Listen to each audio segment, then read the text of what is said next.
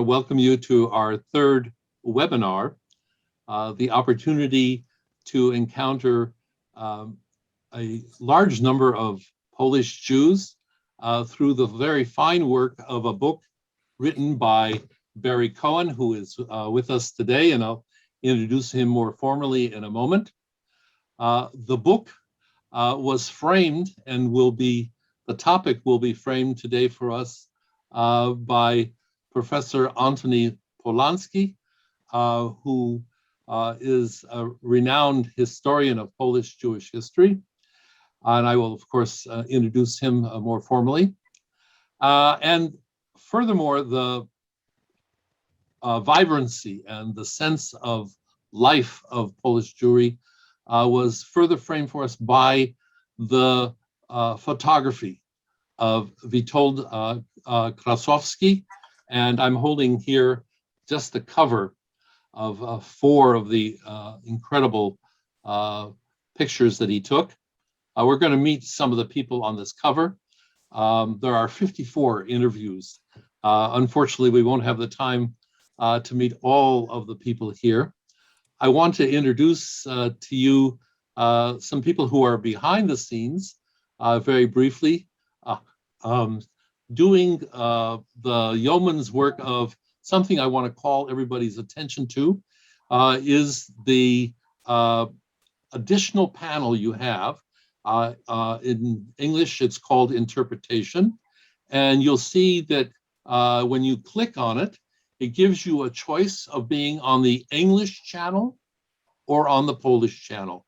And so I'd like, as a group effort now, for everyone to choose the language that they're most comfortable in.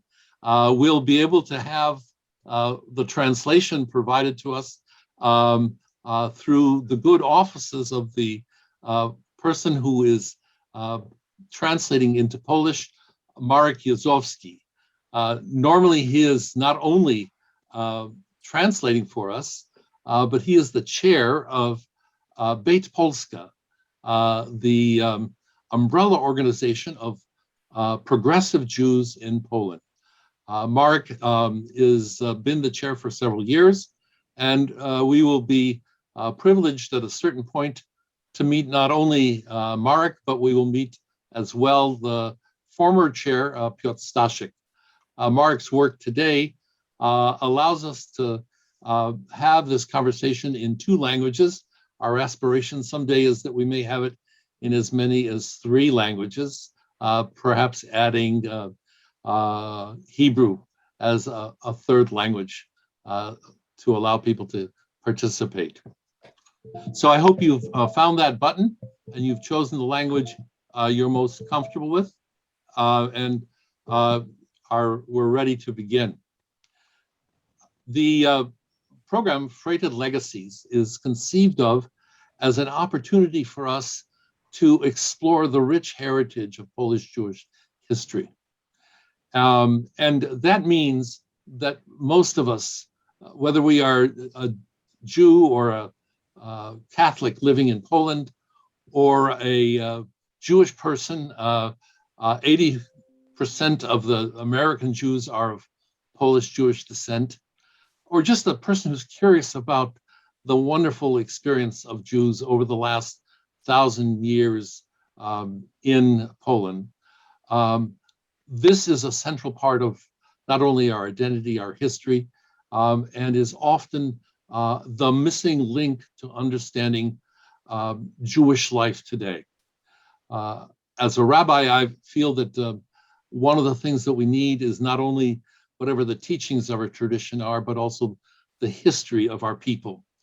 And today we've had the opportunity to meet through the work of Barry Cohen, the contemporary journalist, legal scholar, and expert on financial affairs, who has began several years ago, and I'm going to ask him to describe the process of putting together this book. The book came out in 2018, and much has changed in Poland. And I'm sure that the years of putting the book together were quite demanding. Barry, I'm going to turn to you and ask you, as kind of an opportunity to get to know you a bit, tell us, how did you come to this project of writing the book? It's not the most obvious topic, trying to figure out who Polish Jews are today. Right. First of all, can you hear me okay? Yes. Okay. It started about 10 years ago when I came to Poland and I was making a trip to my mother's birthplace in eastern Poland, a little town, actually a little shtetl called Narvka. During that visit, I came first of all to Poland with a lot of stereotypical notions of what's going on in this country. And like most diaspora Jews, we kind of looked at Poland as, first of all, irredeemably anti-Semitic, and secondly, probably empty of Jews. During that visit, I discovered there was a lot of activity going on in places like Wrocław and Krakow and Warsaw. There was a revival of Jewish life. And what was particularly interesting was a number of Polish people who were discovering, one way or the other, their Jewish ancestry. And I thought, this is something that's not very well known in the West, and it paints a somewhat different picture of contemporary Poland. So I got very interested in the idea of who's coming out of, or who's opening the drawer to discover their Jewish ancestry, either willingly or accidentally. And I thought it would make a fascinating book to get the stories of the people who this applies to, why they're doing it, what's happened to their lives, their relationships, how they perceive themselves in contemporary Poland, these kinds of issues, which I thought could be quite fascinating. Then I started thinking about how to do this. And I thought probably this is a bit of chutzpah, given the fact I don't speak English, I don't speak Polish, and I don't live in Poland. So I don't have networks here, and I don't have the contacts that would make it somewhat easier to get started on a project like that. So I started thinking, who are the people to approach? And I thought, first of all, approach people who are well-known and highly respected scholars or experts on Poland and Polish Jewry. So I turned to Antony, I turned to Francois Genet, who heads the Jewish Studies Department at University College London, and various other people. In fact, I made another trip to Poland and I met Konstanty Gebert and Stanislaw Krajewski, people like that. The common theme in all this is that everybody in one way or another thought it was a good project, worth pursuing, and above all, was feasible, because I still wasn't sure this could actually happen. So I started taking time off of my regular work and taking off a few days here and there and coming to Poland and starting to build contacts. And to do that, maybe you want to discuss this later, the mechanics of putting it together, some kind of a network. But notices went out on websites like the Krakow Jewish Community Center, the Warsaw Jewish Community Center, Rabbi Shudrich's site, and I started getting responses from people. The interesting thing was, on my first trip to start interviewing, I had a crowd of women who were probably second generation, I guess all of them, who had responded and wanted to come and tell their story. But what was interesting, and I knew this was going to be something that could be quite a handicap if it wasn't made clear, they all knew their Jewish backgrounds. They wanted to tell their story about being Jewish in Poland. And I had to unfortunately say, I wanted to know people who discovered their Jewishness, or it was thrust upon them one way or another. Anyway, that was something that was one of the first hurdles to overcome. Perhaps you want to get into the mechanics of putting this all together and how it went, but that was the initial drive. And I also took a course on the history of Polish Jewry run by Francois Genet, which was an excellent course at University College London, just to get the groundwork and to get to be a little bit more up to speed on some of the essentials of Poland and Jewish life here. Thank you, Barry. That's a wonderful introduction. I'm going to jump to asking Witold, and he can respond in Polish or in English, whichever he's most comfortable. How did the two of you connect? It's one thing to collect testimonies, but the pictures of this book are a testimony in and of themselves. Go ahead, Barry. Well, Witold and I have a very good mutual friend, someone in London who's a prize-winning photojournalist, same profession, of course, Witold has been pursuing it over the years. His name is Judah Passow. And I said, at some point, having more and more accumulated very interesting interviews with a diverse number of people, I began to think, you don't want a book that is going to be dry and dull with just solid text. If we could have photos of the people we're featuring, that would make everything come alive and would speak to the reader. So Judah highly recommended getting in touch with Witold. So I came to Warsaw on one of these trips and we met and we started getting the ball rolling, but I have to admit that I didn't push the ball very fast initially. I think Witold was getting fed up with me. I saw some of his work, I thought it was excellent, and I said I would speed the process up. Problem was I also was still working at paid work, not just, shall we say, life is short and art is long, and the art takes some time and one needs to finance it. So things were slow at first, but eventually we got ahead of steam, if I remember correctly, Witold. Maybe you wanted to describe the final stages of putting the photos together or doing the photos.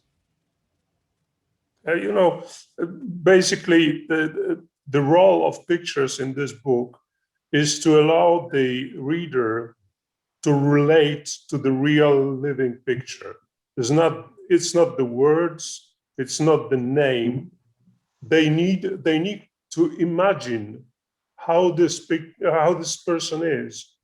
And so therefore I had to create, let's say, artificial visual personalities, but just one picture that will give an idea of the person, which is absolutely not a true idea. It is not a true personality, but it must be distinctive enough so people can relate to it. For the benefit of our friends who are watching, I'm putting up an essay of how a journalist from England met Witold and introduced his work to the British public. It was instructive to me, and it's instructive to anyone who's ever thought about the role of photography and its important framing for how we meet people and how we encounter them. A very special appreciation. I do want to share that in my younger, more dissolute life, I was a television cameraman for 2 years. And the main job of apprentice television cameramen were to take stills. And every week we would have a session of critique of the 500 to 1,000 pictures we were supposed to take. This was in the day of film. I am not a good cameraman, but I am an admirer of good camera work. And I want to thank Witold for not only the work that's in this book, but the link I gave you will take you to other parts of his work. A great privilege. I want to turn at this moment and introduce the distinguished professor, Antony Polonsky. Behind me is a screen, and behind that screen are shelves and shelves of books that Dr. Polonsky has either written, fostered, sponsored, made possible, created. He is the fountain out of which the world of Polish Jewry is being preserved. And it's a privilege to have him today with a very narrow task from the vast work that he has done.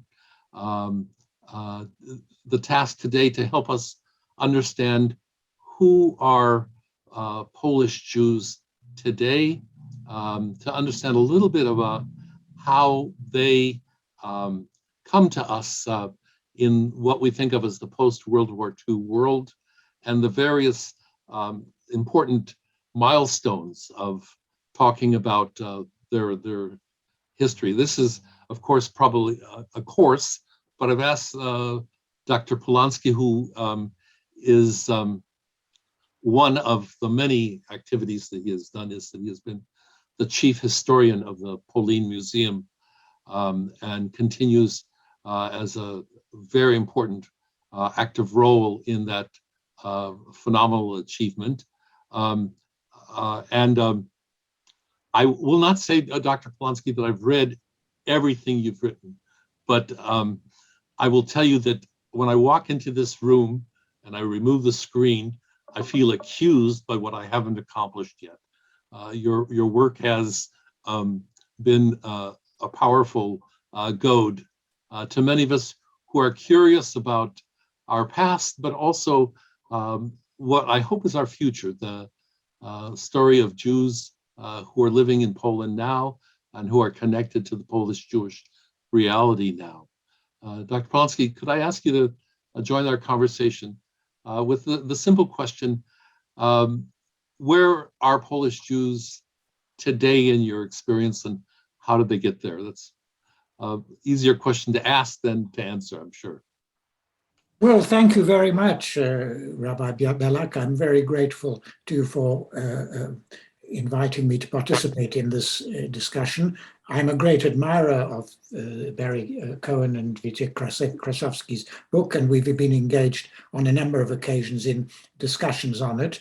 So let me just say why I think the book is important and what are the questions for the situation of Jews in Poland today, which the book raises. And let me start with a quotation. I don't know if Kamil Marczak is in our audience, but he is one of the people whose interviews are printed in the book. And this is what he wrote. We are the third generation that is shaking off the trauma of the Holocaust that our grandparents and even our parents carried with them. We are far more comfortable than previous generations in expressing our Jewish identity.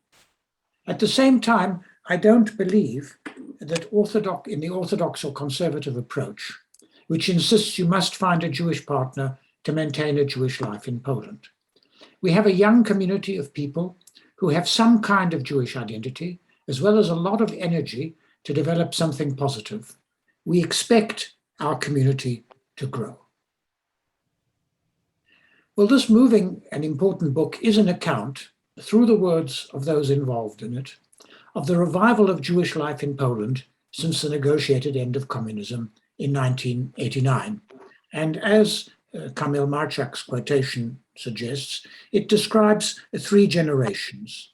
Generation which came to political maturity before the war, generation which grew up during the war, and the generation which grew up in the conditions of people's Poland. There's probably now also a fourth generation, people who have become politically and intellectually mature in the conditions of post-communist Poland, which is now nearly 30 years, or more than 30 years away from us. During the period of communist rule, which began in 1944, it proved impossible to establish a viable Jewish community in Poland. Only 400,000 of the estimated pre-war Jewish population in 1939 of 3.3 million were still alive at the end of the war, of whom perhaps 50,000 had survived in Poland. Not all of them returned to Poland from the Soviet Union, where the largest proportion had been able to live during the Holocaust. As a result, in the immediate post-war period, the Jewish population of the country numbered perhaps 250,000. They were for the most part resettled in the Western territories acquired from Germany after the war, as was the case with many of those who contributed to this volume. Łódź, the largest undestroyed city in the country, also became a major Jewish center. Many of the Jews who had survived were unwilling to remain in a country where most of their relatives and friends had perished, while their experience of the Soviet Union made them unwilling to live under a communist dictatorship. They were, moreover, threatened by a wave of anti-Jewish violence in which between 650 and 2,000 Jews lost their lives. There is a new book on this subject in Polish by Professor Julian Kwiek of the Akademia Dąbrowa Górnicza in Krakow. In all, by 1950, more than 180,000 Jews had left the country, most of them going to Israel through the DP camps in Germany, leaving an estimated number in Poland in 1955 of between 72 and 80,000. Some have even questioned whether this remnant could be described as a functioning community.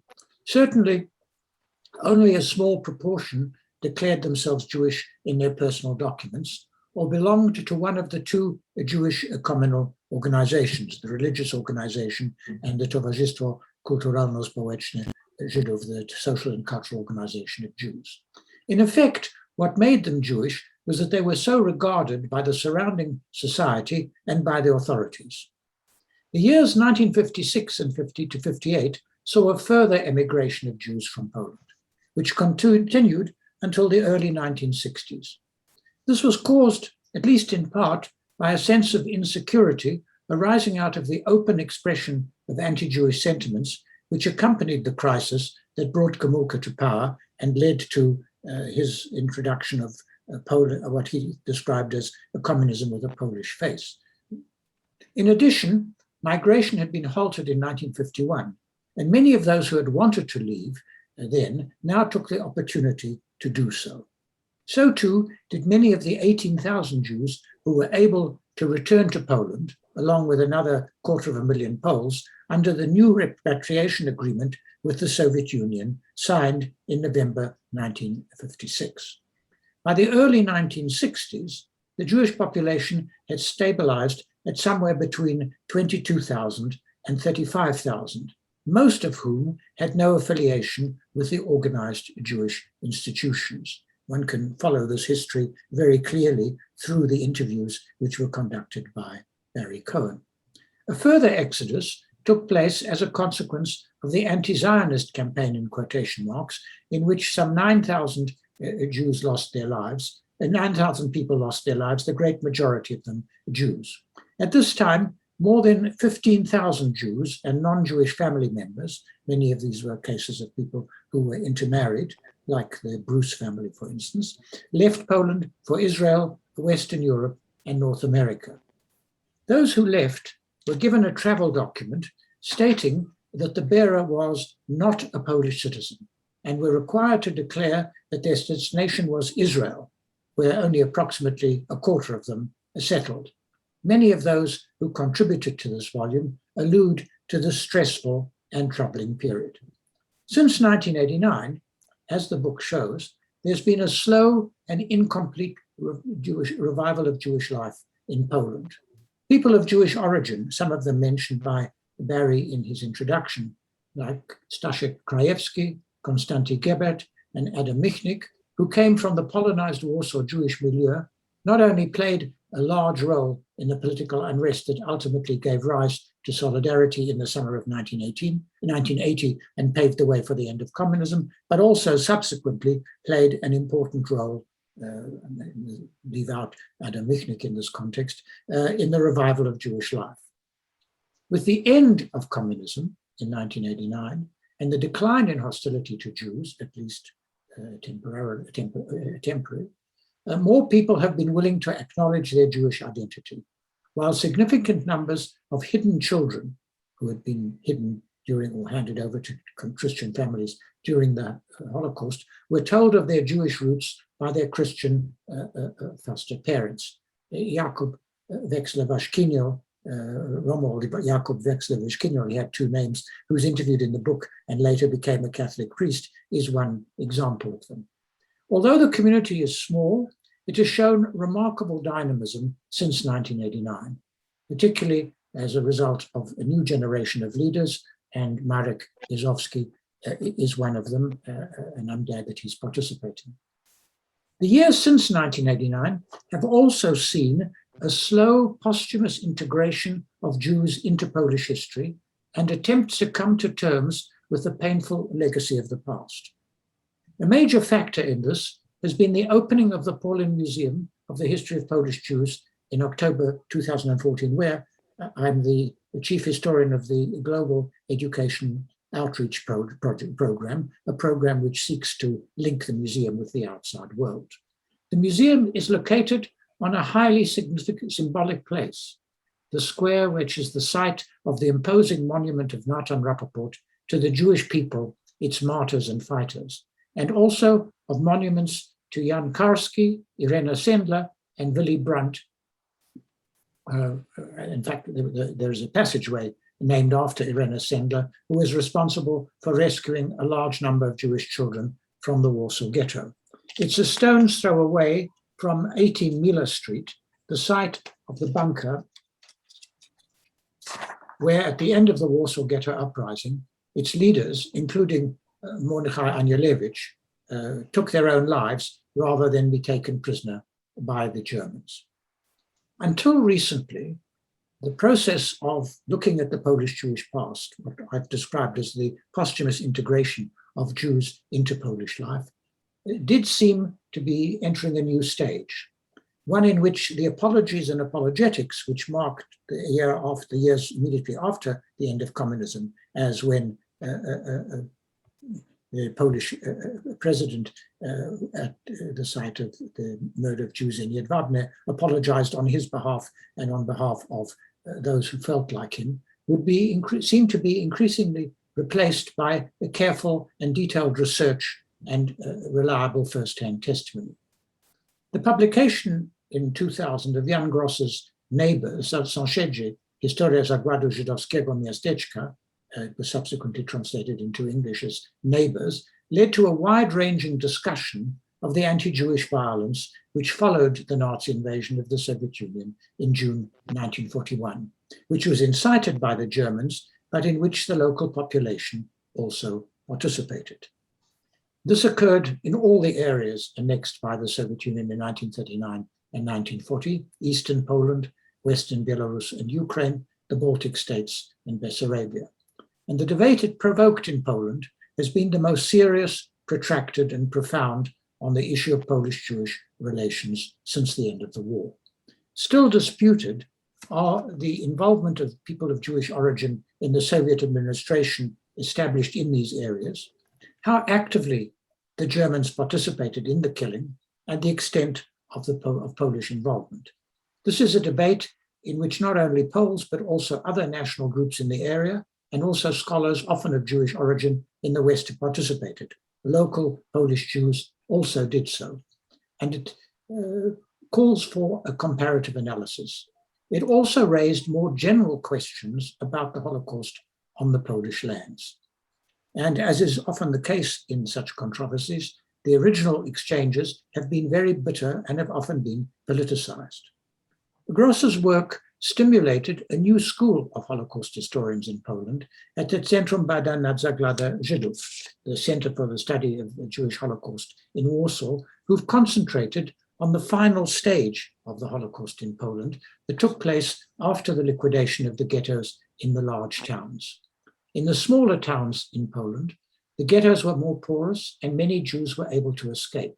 Their number is disputed and ranges from 50 to 100,000. However, Jewish-Polish relations in these towns had been more distant before the war, and the Jews who sought shelter among the local population often did not find it, and many did not survive to the end of the war. Linked with this issue is the larger question of the degree of collaboration of the German-controlled local authorities and Polish police in the mass murder of the Jews, as well as the issue of blackmailers, schmalzownicy, who often denounced Jews in hiding or blackmailed them. There's also been considerable debate on the evaluation of the number and motivation of those Poles who risked their lives in attempting to save Jews. What is clear is that there are two quite distinct views, a more apologetic and a more self-critical view on these difficult questions. And what is clearly needed is to find some common ground through ongoing public and scholarly investigation of all the disputed historical issues that I've outlined. The conflict is, however, more deep-rooted, and it reflects a clash between two views of society. One sees society as made up of different and often competing groups, in which understandings of the past may differ, and in which a reckoning with the negative aspects of the national history is necessary for building a pluralistic, outward-looking, and tolerant polity. It sees the nation as something which emerged in particular circumstances and whose identity can change over time. The other is centered on the nation and the community of which it is composed, which is seen as primordial and transcending the individuals of which it's comprised. As Pierre Nora has argued, this can be framed as a conflict between history and memory. As he put it, memory is blind to all but the group it binds, which is to say that there are many memories as there are groups, that memory is by nature multiple and yet specific, plural and yet individual. History, on the other hand, belongs to everyone and to no one, whence its claim to universal authority. Now, there is considerable common ground between these two understandings of how history should be written. And it's important not to demonize the historians of which one disapproves. In many ways, the situation in Poland today is, as I remember it, in the years of communism when I studied in Poland, where there are people with whom you're not supposed to shake hands. In my view, there is a role, and you can see the same conflict in the United States or in Great Britain, both for a patriotic history which celebrates the achievements of the nation, and for one which points out the mistakes and wrongdoings committed in the past. In dealing with these difficult problems, we need to base our work on the careful use of primary material. Governments should understand that these are complex issues. Although official support for historical study is to be welcomed, it's best carried out in universities and academic research bodies independent of direct state intervention. Just as truth is the first casualty in war, so complexity is the first casualty in historical wars. To respond to the new populist intellectual climate is not going to be easy. One would like to believe that there is a reverse Gresham's law in historical scholarship, that good history will drive out bad. Certainly, what we need to do is to have a nuanced, archival-based and dispassionate account of the difficult problems of the Polish Jewish past. I think we also need to look at these problems in a comparative way, because this will diminish the belief that this is a specifically Polish problem and that what is at issue is an attempt to ascribe a guilt to the Polish nation. Our goal, as I say, should be to encourage scholarship based on a wide range of sources and from a variety of points of view and in different locations, which will ultimately make it possible to integrate the history of Polish-Jewish relations and the history of the Holocaust into the larger issue of the successes and failures of Jewish integration in the history of Poland, and will also strengthen society, civic society, and democratic values. And this is a development to which this book will certainly contribute. It's made up of the contributions of 3 generations of Polish Jews, those who survived the war, those who grew up under communism, and the 3rd generation which has emerged since 1989. And it gives a multi-sided and complex picture, not only of the Jewish identity in Poland, but of the complex history of Poland and its Jews from the Second World War to the present. This Jewish community has played an important role in the rethinking of the Polish past. They are, in this sense, a necessary part of the rethinking of the Polish Jewish past, which, although it is encountering difficulties, in the long run, I believe, will triumph. I believe that a pluralistic and outward-looking vision of the future will prevail in Poland, and that this will make possible the flourishing of the Jewish community, even if it's not of the size or significance before the Second World War, and which will contribute to the democratization of Poland. And for these reasons, I welcome the emergence of this book, and I wish it the widest possible circulation. Thank you very much. Thank you, Professor Polonsky. I want to say thank you for providing us with so much to reflect on, to study carefully.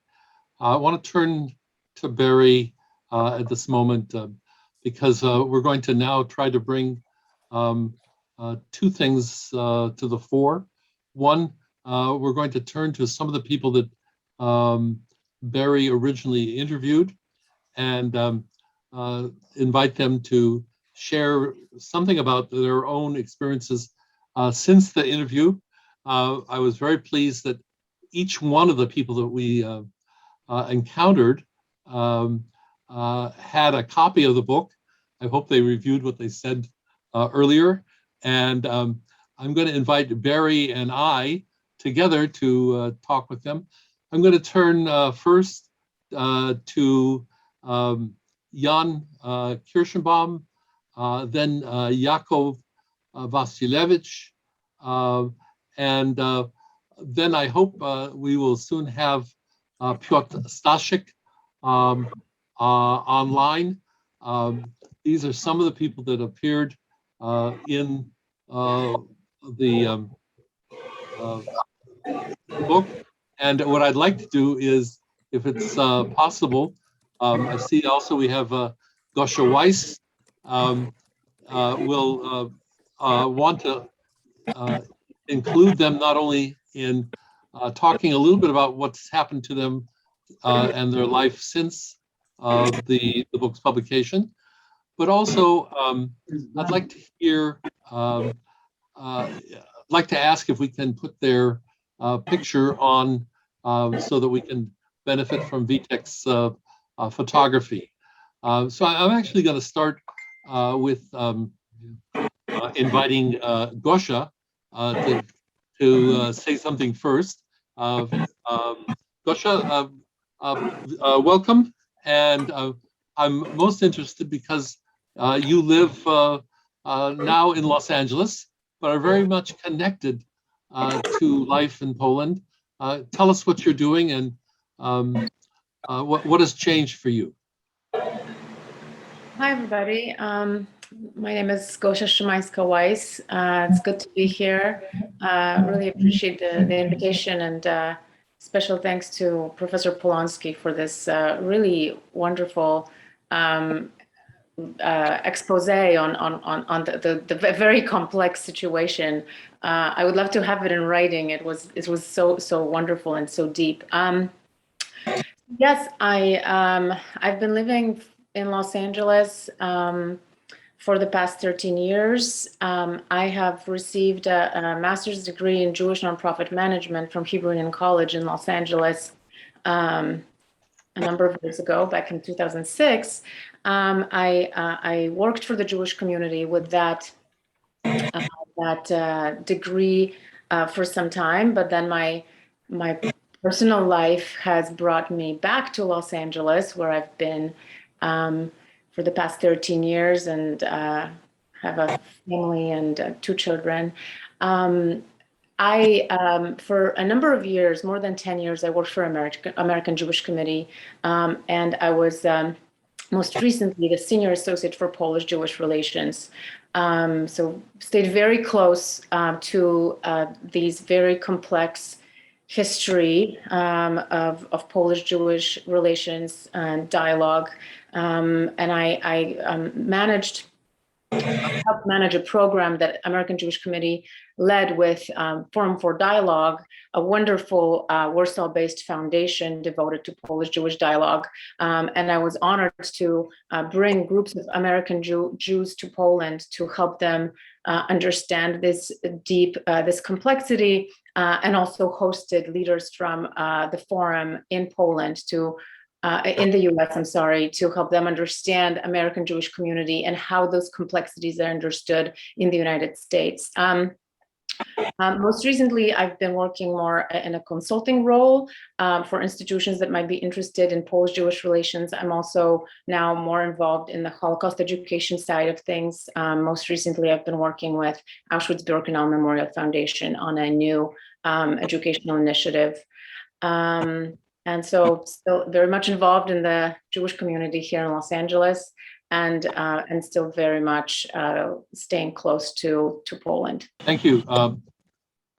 I do want to say that people will do themselves a great service by acquiring the book and reading the testimonies, seeing the pictures. I want to turn to Jakub Vasilevich to share with us just a little bit about what has happened in his life, and maybe the same length of time. Hello, thank you so much for having me here today. So a lot has changed since the last time I spoke with Barry Cohen. First of all, in 2017, I lost my mother. My mother passed away. She was secretary and the head of the Jewish community in our city, Częstochowa, for 43 years. And after she passed away, a few months later, I got married. We have a daughter named after my mother, Chaya. And at some point, my mother was still alive.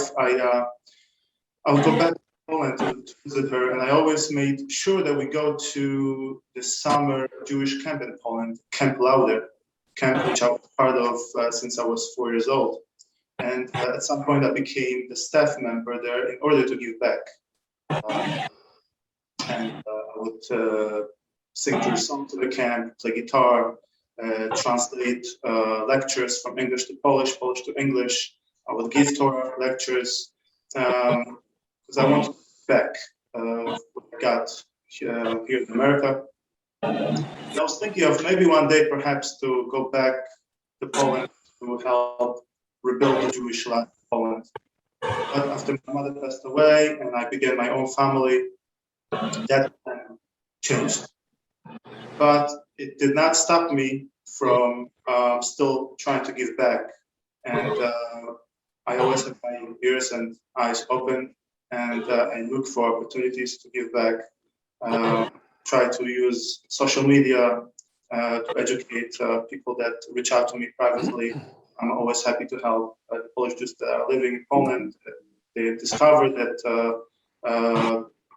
they are Jewish and they don't know what to do, who to speak to, and I'm always very happy to connect them with the right people in Poland. And I'm a musician, I'm a composer and a singer, and I've been working on my music, releasing my music for the last 3 years. Recording my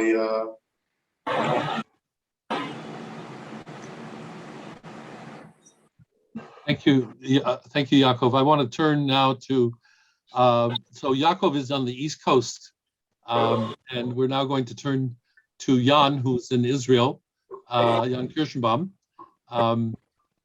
Jan, if you would please share with us something about where are you in your life and what's changed for you?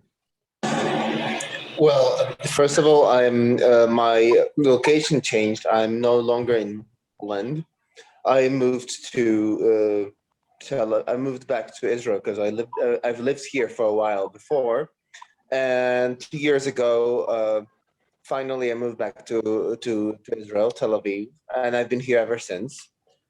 And I finally started doing my bits in the Polish Jewish dialogue, which is I started guiding Polish tourists in Israel, and I just finished a tour guide course. I'm just waiting for tourists to come back and for COVID to end, so that I could do that. And I'm quite happy to be where I am, particularly I would say in terms of my identity. This is the right place to be.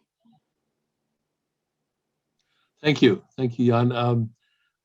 Again, I refer everybody to the written part of things, and I'm now going to turn to Katka, who I believe is in Massachusetts.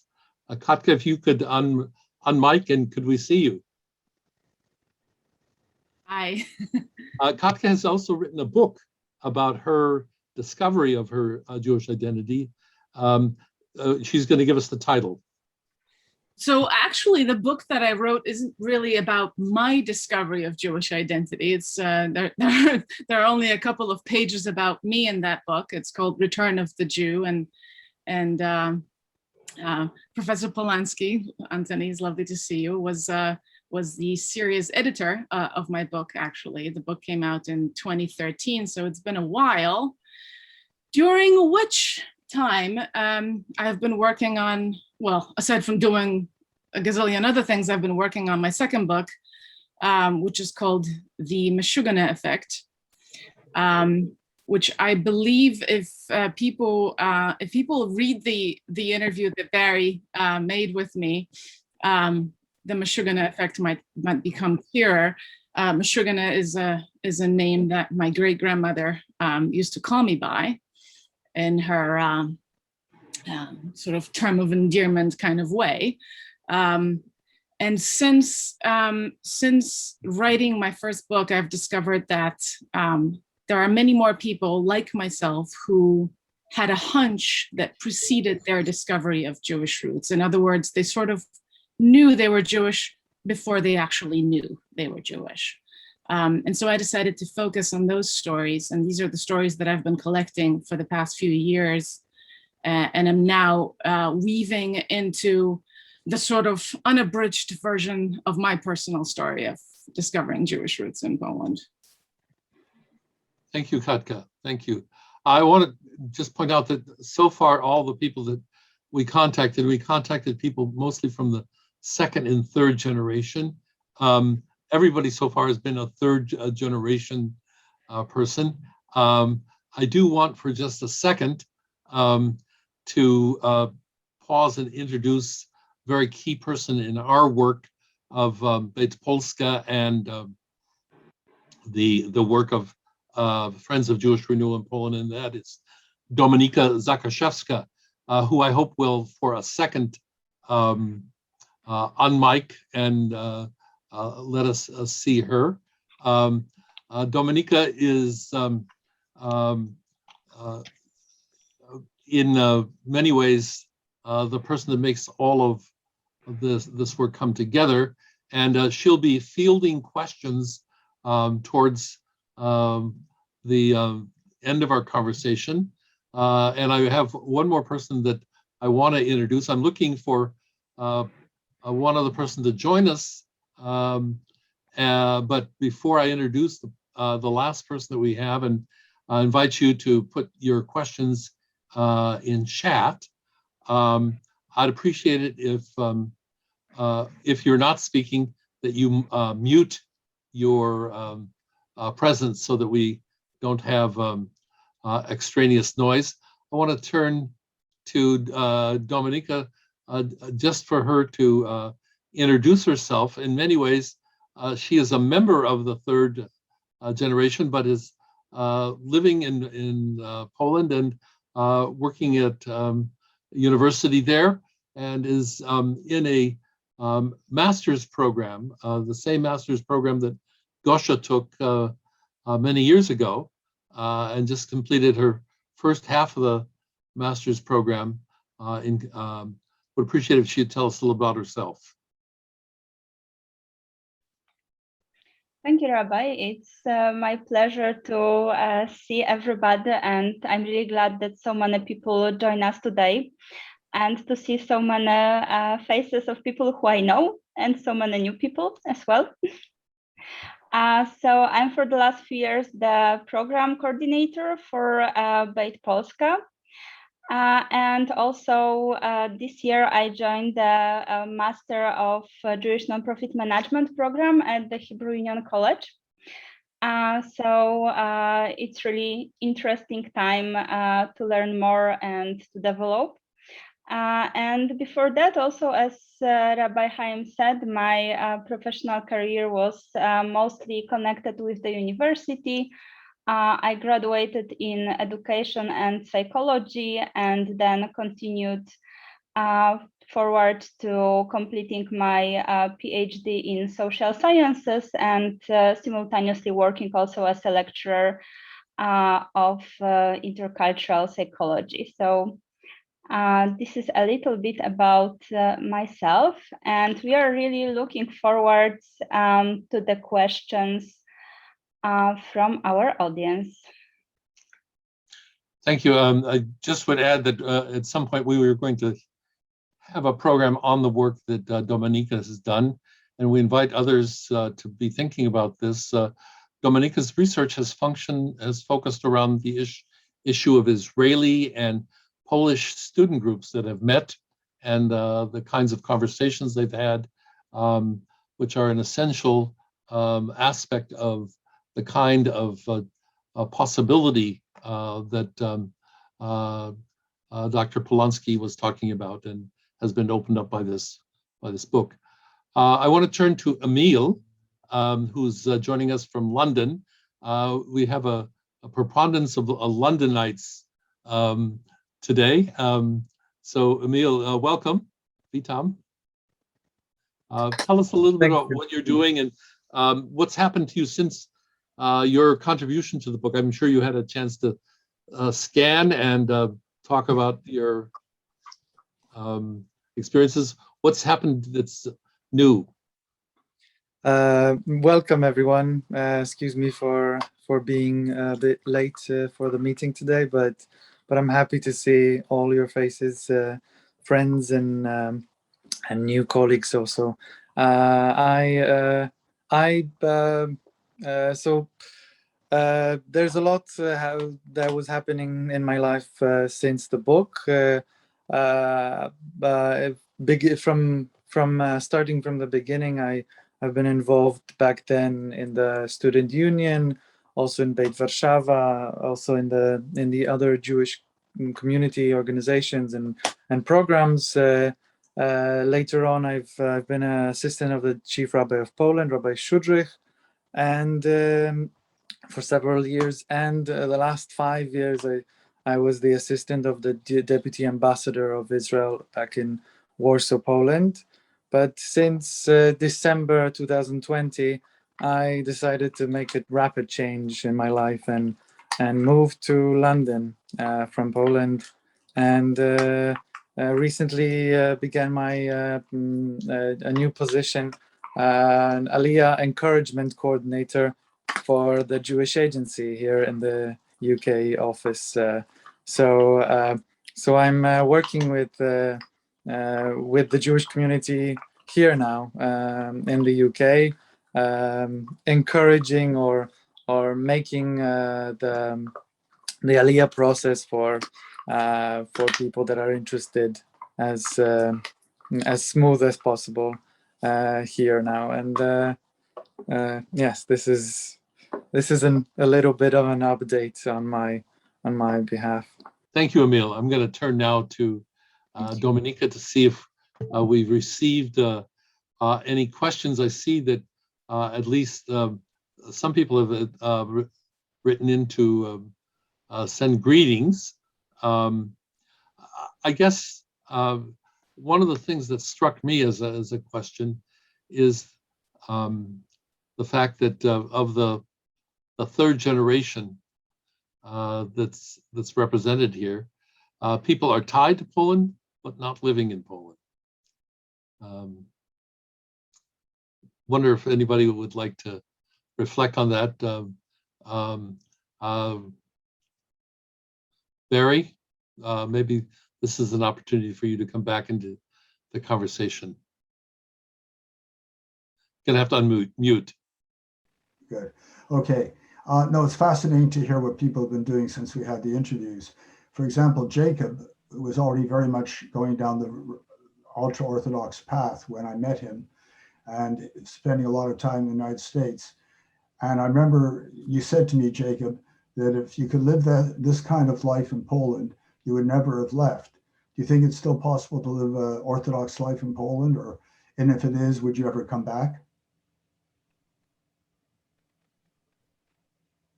Yes, that's exactly true. I remember telling you that, and I wish there was a Jewish life like here in America, in Poland today. Obviously, to compare, the level of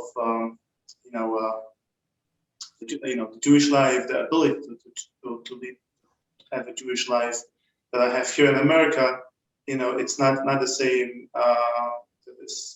now in Poland, but it's so I wish that I have here in America was in Poland today. It got much better, but it's not the same. And Right. now that I began my family, My wife is American, so it would be a little bit difficult for her to. Sure. I also just wanted to ask Jan, one of the things that I remember from our interview and profile and all that, you ended the interview, if I remember correctly, I don't have it in front of me, you ended the interview with a bit of a rather pessimistic note. You felt that the organized Jewish community had missed the boat in the 90s and that the older generation was dying out, and there was an opportunity to have had their children or grandchildren integrated in the community, but that was lost. I'm just wondering, your move to Israel and your life in Israel, is that connected with those thoughts? Yeah, I think most definitely. Hello? Yes. Hi. I still I think I stand with what I said. Like, one of the main reasons why I moved to Israel is that I wanted wanted to have a community and create my Jewish life and have the opportunities that Poland and a Polish Jewish community would never be able to provide me with, or what's even worse, that even if me and my like-minded people from my generation, even if we tried our hardest and worked around the clock with the full support of the community, of the organized Jewish community, wouldn't be able to accomplish them anyway, because the community is just simply too small. So in that sense, for me, it was a consideration of what kind of Jewish life I would like to have, and if it's something that's achievable in Poland. And when I realized finally that it's not, then I just left. And I'm very happy with that I did. Just in one line, putting aside your own personal feelings and preferences, do you think there still is an opportunity, or is there any ground for optimism that there could be some kind of thriving Jewish life, for example, in your city of Wrocław? For now, I don't really see the opportunity. Interesting. Katka, can I still ask another question? I haven't got to Katka yet. Katka, I remember a very lively experience doing the profile with you. I remember also you spoke in London. I went to your talk and I raised the issue about, we were talking about the future of the Jewish community in Poland, or if it is going to be a solid community. And I mentioned that a number of people I spoke to, especially if they were involved in Jewish life in Poland, were very exercised about the issue of Jewish guys meeting Jewish girls and having Jewish families and vice versa. And you poo-pooed that. You weren't so taken with that worry. Do you still have that same feeling? I think I feel the same way about this obsession about marrying or being with a Jewish partner, and the same way in America as I do in Poland. In other words, studies have shown that really intermarriage isn't the biggest threat to the Jewish community in America, and I certainly don't think it's the biggest threat to the Jewish community in Poland. I don't know how much more I have to contribute about this, but I was curious to hear what Yaakov and Jan had to say about their reasons for living elsewhere. My experience is completely the opposite. I feel more Jewish in Poland than I do in America, and my life is a lot more Jewish when I'm in Poland, which of course, since the beginning of the pandemic has been none. Actually, I still haven't been to Poland since 2019. I will be going in a few weeks, hopefully. Waiting on the Delta patterns still to make that decision. But that's been my experience. I've lived in America now for almost 13 years. I lived in Israel for 5 years before then. My life is still so much more connected to the Polish Jewishness than it is to the Jewishness here. I feel that something about the struggle that is involved being Jewish in Poland has had me feel more connected there, I think. Here is you don't have this notion of having to be Jewish to secure the survival, the Jewish survival even in your area. And I live now in rural Massachusetts. Right. Dominika, I'm wondering if you could share some of the questions that came. And we're going to go about another 10 minutes. And while Dominika is looking at the questions, I want to invite people to be aware of the next program that we're going to have, which is a memoir entitled Among the Remnant by Josh Gortler. He's a social worker who was a survivor. His family went to Russia, came back through Poland, ended up in the DP camps in Germany. I met Josh when his family came to Phoenix, Arizona.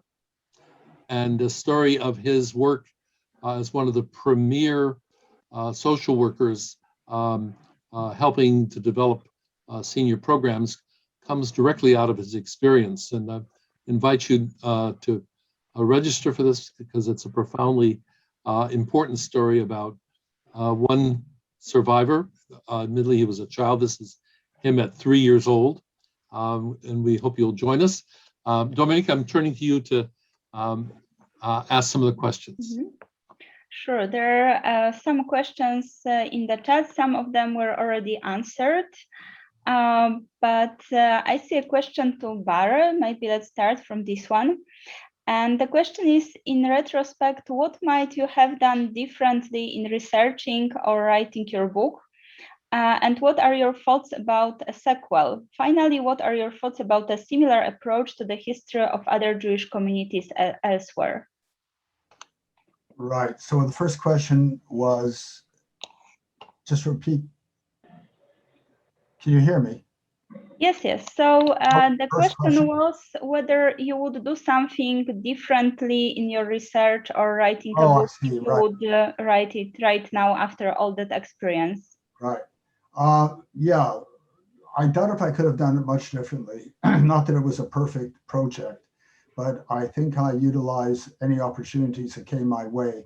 And I want to also just add a footnote, which I didn't have a chance to do with Chaim when we were speaking, that I owe a debt to the POLIN Museum because at a certain point in my work, they took me on board and gave me a letter of recommendation, and it gave me an entree to places I think that might have been harder to get into because of the prestige of the POLIN Museum and a place to work. As far as the sequel, believe it or not, is in my head at this moment because the pandemic has put a halt to most plans. But the sequel would be something similar about Hungarian Jewry, because you have the same phenomenon of hidden Jews in Hungary, totally different setup, different experience, different cultural influences and whatever. But I still would like to do the book on Hungary, and people who have done work on Hungary have been very encouraging to go ahead with this project. So that's how I feel about the sequel. I mean, I would love to do a sequel in Poland because I don't know if I fell in love with Poland. I certainly became very attached, and I'd love to spend more time there. Thank you. When I look at the questions, I see another one, which is actually directed to the bohaters of the book. And here is a question about the personal stories of people who discovered their Jewish heritage and identity. So would you like to pick up that question? Sorry, who is the question to me? No, it's the question to people who were presented in the book. Like how looked your way to discover your Jewish identity? I don't quite understand. I'm going to suggest that you ask the question in Polish. Okay. More intuitive. Pytanie jest o to, jak wyglądała droga do odkrycia żydowskiej tożsamości. Polski, tych osób, które dorastając nie wiedziały, że mają pochodzenie żydowskie? Maybe I'll go first since I went first. This is the first round of answers. So if I may, well, first of all, to whomever asked that question and whoever hasn't read the book, maybe this is an opportunity to restate that the book is excellent and people should get it because it answers this question very, very well. For me, I'll keep it brief. I was about 12 years old, having no idea that I had any Jewish roots, even though I always felt like something was a little off about my family, being very small, having some random cousins in places like Canada. Nobody among my friends had cousins in Canada, or my dad's friends in Sweden and Denmark. It all felt, and we didn't go to church. So it all felt very odd. But one evening, I saw that my dad was very moved and agitated by what he saw on the news, and it was the time of the Intifada. And I asked him, what's making you so upset? And he said, well, this is happening to our people. These are the Jewish people that are hurting, and I'm Jewish. So I remember my mom being not very happy that my dad chose this particular moment to disclose to me his identity. But that basically was that first moment that got me started on further exploration of what my dad's identity was, and therefore what it meant for me. I'm going to take the role of the chair to say that this program today sends us back to reading. It sends us back to reading the book. Thank you, Gosha. Good to remind people. If you look at our website, you will discover that there's a place you can order the book. And we invite you to do so because there are 1,000 questions that you will have after you read the book. And we want to thank the members of our panel. First and foremost, of course, author Barry Cohen and photographer Witold Krassowski. I would also like to thank Antony Polonsky, who is simultaneously the father, the godfather, the grandfather, the architect of so much that we are involved in. And each and every one of you who has done what's often a very difficult thing, which is to share a part of your life in public and in a forum like this. Katka, Gosha, Jakob, Jan, Emil. We intend to return to this book again in a couple of months as we learn the technology of how this is done. We want to make sure that we mobilize, especially people from other parts of this conversation. We thank you for your participation. I'd like to thank specifically our partners, Dominika Zakaszewska and Marek Jazowski. We wish you a good day and look forward to seeing you in 2 weeks. Bye-bye.